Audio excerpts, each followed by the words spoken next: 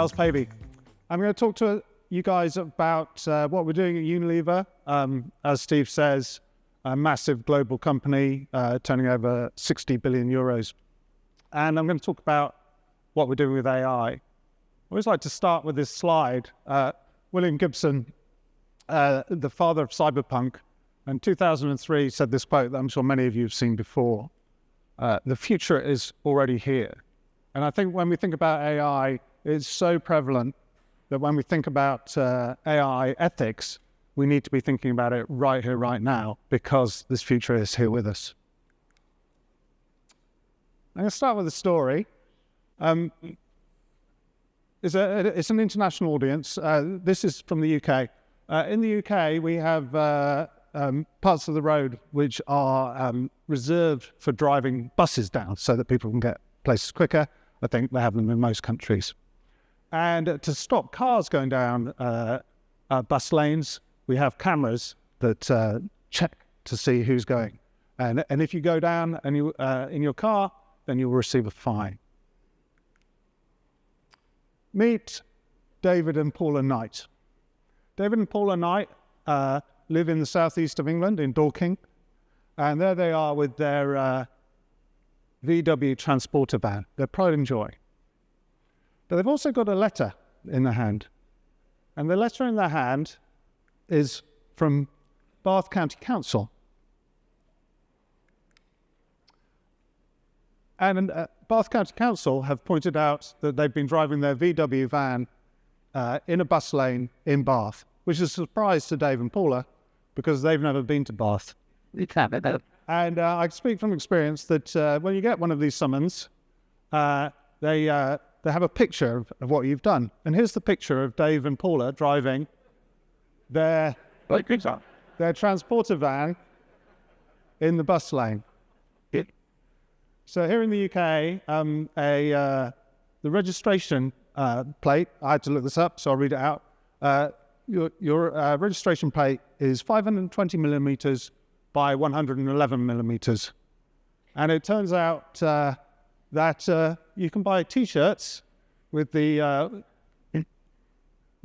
insignia knitter written in precisely that same 520 by 111. And what the AI had done was this lady was walking in the bus lane in Bath, and it had read knitter. It had incorrectly read it as KN17TER, said, "Oh, that's a van, belongs to these people," sent them the problem. And that is obviously a light-hearted version of one of the fundamental problems that faces us as we go forward, is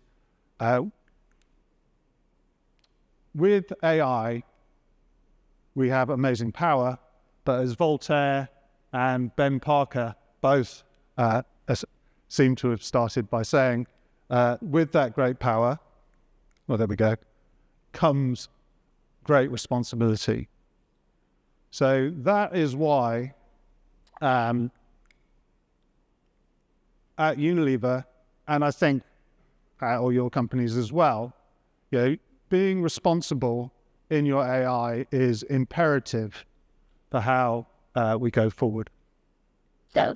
So in 2021, I was approached by our board to look into setting up, I think we called it ethical AI in the first instance, principles for our company. And we came up with some principles. Then I actually published. So this is quite a neat trick, if you want to share something that's not published, just type into GPT, what are 5 great principles for ethical AI? And it turns out that what comes out is pretty much the same as ours, and probably pretty much the same as yours. So, we want our AI to be transparent, to be fair, to be stuff we can rely on, and safe, and respect privacy. However, it's really important that that's just not, say, my team saying, yes, the AI systems at Unilever are safe. we can't be the ones to mark our own homework, if you know that phrase. So the way we thought about it is we went and looked outside, and we wanted to find independent experts to help us.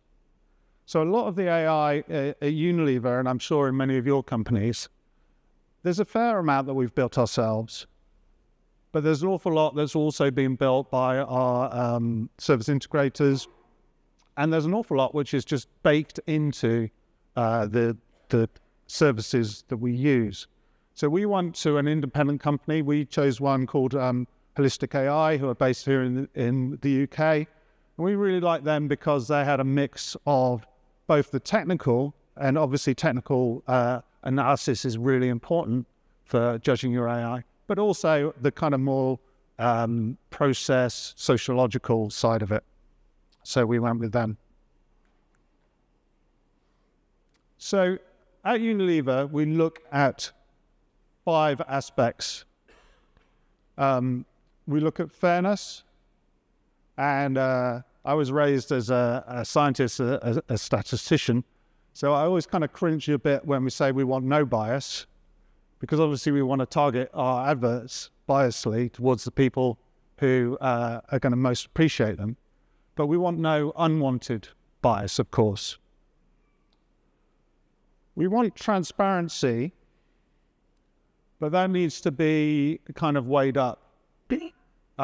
It's very easy to say, oh, we need everything to be transparent, but actually there are some drawbacks. You lose some capability with the more black box methods. I think actually, do we need our spam filters to be transparent? I would argue not. So we need to be transparent where it's important and explainable. And most importantly, we need to be explainable on the process. Of course, we need to protect privacy, and we need our AI to be robust.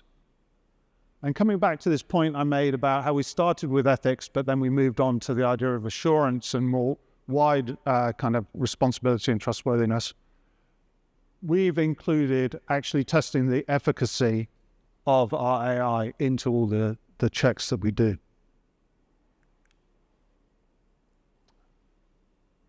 So we've administered this.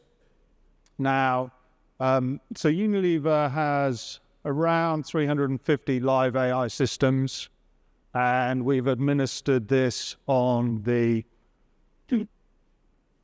couple of hundred which we've evaluated as being the kind of highest risk exposure. And the way that we've administered it is through a simple traffic light system.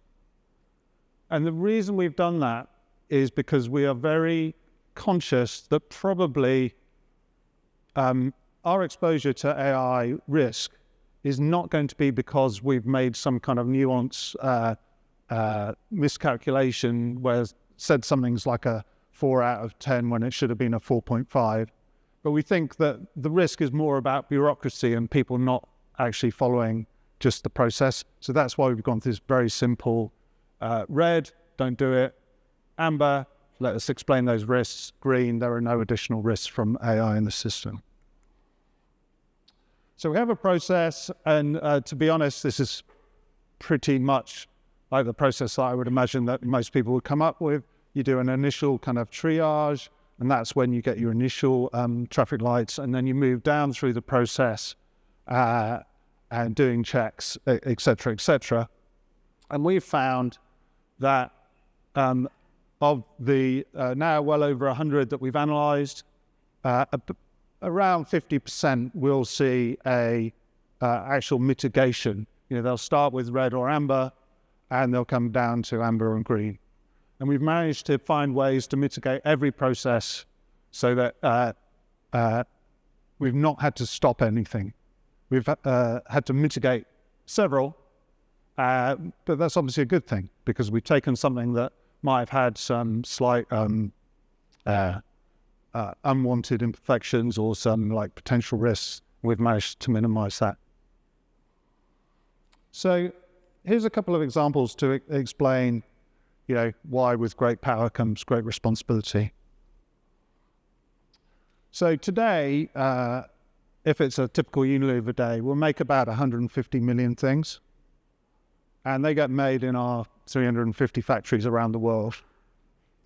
And in some countries, not really in Europe, but in many other countries, we actually own and run a fleet of trucks to take those products from our factories to warehouses to distributors, etc.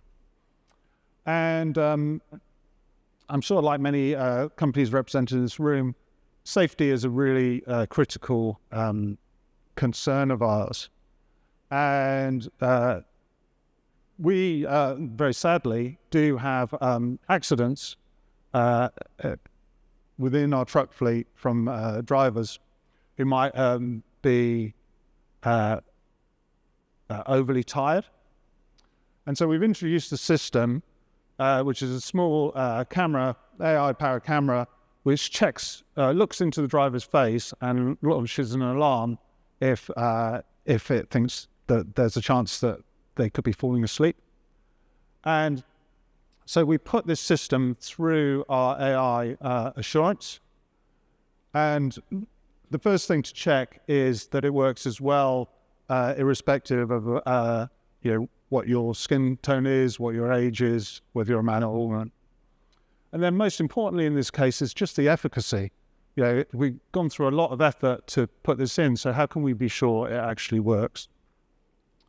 Another example, again with computer vision, is, so Unilever is the world's biggest ice cream manufacturer. And it turns out if you're the world's biggest ice cream manufacturer and seller, you're also the world's biggest owner of freezers. So we have 3 million of these freezers around the world. And keeping an eye on what's actually, where they are, what state they're in, what's in them, is a really big deal. So in the higher volume freezer areas, we've now started to install cameras. We call it our golden eye system. And that checks stock levels, does automatic replenishment, all sorts of good stuff. But obviously it's like capturing images, and it's capturing images of the public. So we had to go through a big series of checks to make sure that it respected people's privacy. And again, I make no kind of excuses for being a broken record on this, to just make sure it works.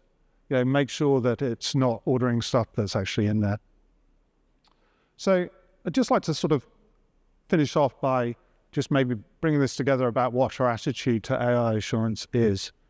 I think we're conscious that maybe we went probably a bit earlier than maybe many businesses of our scale, but that's worked out well in terms of, with the EU AI Act coming in, we're confident about our status there, that our most significant AI systems have been properly checked. And I use this analogy of, we feel that our AI assurance process is like fitting high quality brakes that are well maintained to our AI efforts. And the reason for that is not to hold us back, but the reason for that is to enable us to power forwards. We can be more innovative if we know that we're being innovative within these guardrails of AI assurance. That's it from me. This is a subject that I love. I'm speaking, I think we have a roundtable later on it. And also I can't shut up about it on LinkedIn, so if you want to find me there. So there we go. Thank you very much.